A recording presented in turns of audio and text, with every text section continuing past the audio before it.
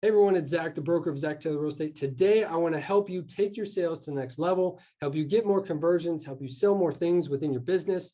So I'm gearing this towards real estate agents, but this applies for any sales people in general. So whether you're a CPA, attorney, real estate agent, whether you're selling hot dogs, whether you run a restaurant, whatever, I want to help you sell more of whatever you're trying to sell. So this is a real quick video to show you, and I'm going to use an easy example for everybody. And then at the end, I'm going to tie it into real estate because that's the industry that we're in.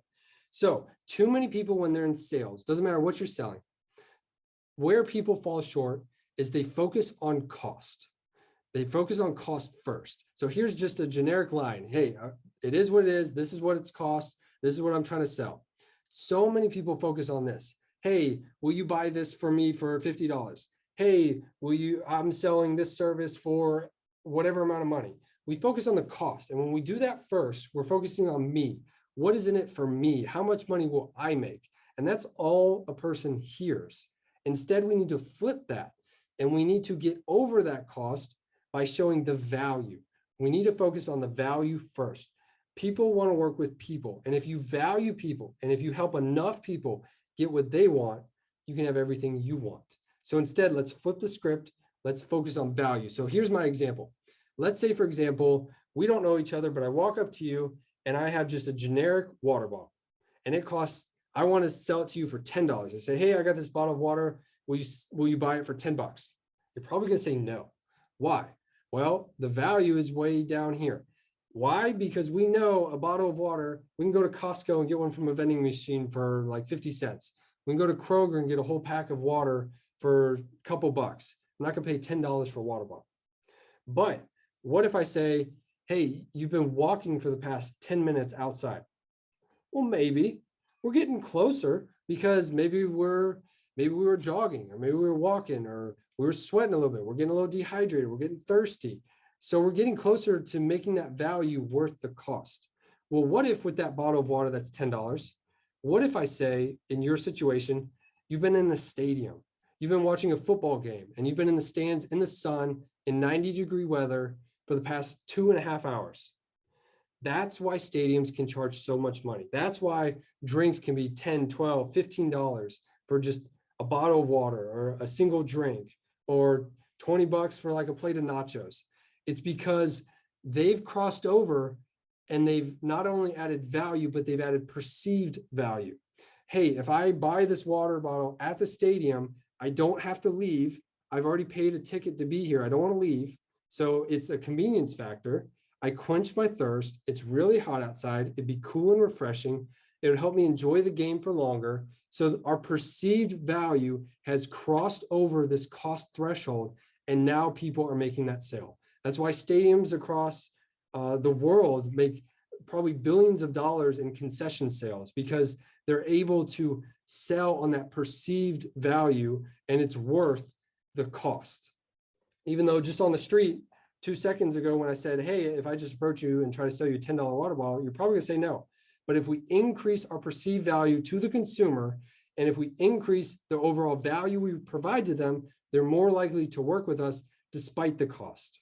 And so that's what I want you guys to focus on. And a lot of times, if I've missed opportunities, or I've been trying to get in with a client or trying to list a home, and I've been following up with that homeowner and they end up listing with somebody else, I reflect, and oftentimes it's because I did not provide enough value to them. I did not follow up enough. I did not show them enough neighborhood sales. I didn't solve any problems that were presenting themselves or any objections that they might have. I didn't provide enough value in that situation. So if we miss out on a sale, it's a great time to reflect to see how can we add more value for the next situation. And so tying this finally back in with a real estate example, another one is, let's say I go on a listing appointment and the only thing I focus on for that listing appointment and the homeowner is, hey, here's how much the commission is, here's how much it's going to cost, here's how much I'm going to make.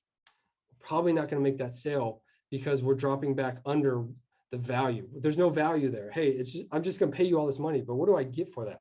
So we have to turn it back above the cost threshold when people say yes.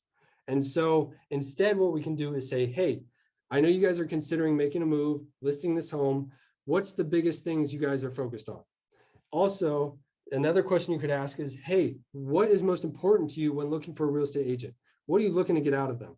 And if they say, hey, we're worried about the marketing, we're worried about the contract phases, then you can focus on providing solutions to those problems. We're adding value, we're justifying our cost. Hey, you know what? I hear you guys are worried about marketing, but when we go live with this property, it's gonna be listed on the MLS. There's over 16,000 agents with our current MLS system. A lot of them have buyers that they're working with. A few could turn out to offer on this home. When we list on the MLS, it syndicates to all the top websites, including Zillow, Realtor.com. We're going to have professional photography, a professional video walkthrough, 3D virtual tour, a drone photography. We're also going to have showing notifications be sent directly to your phone so you can approve or deny them, and you know exactly who's coming and when. We're also going to help you with the forms and contracts, make sure everything's good to go. We're going to help you with inspections. If any repairs are needed, we have a great list of vendors.